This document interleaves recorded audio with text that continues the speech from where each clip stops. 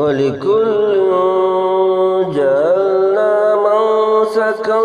ليذكر اسم الله على ما رزقهم من بهيمة الأنعام فإلهكم إله واحد فله أسلموا وبشر المخبتين الذين إذا ذكر الله وجلت قلوبهم والصابرين على ما أصابهم والمقيم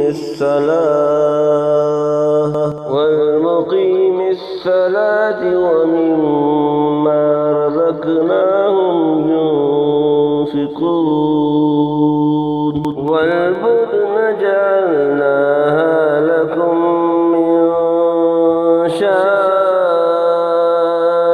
الله لكم فيها خير فاذكروا اسم الله عليها صواف فإذا وجبت جنوبها وكلوا منها وأطعموا القانع والمعتر كذلك سخرناها لكم لعلكم تشكرون لن ينال الله لحومها ولا دماؤها ولكن يناله التقوى منكم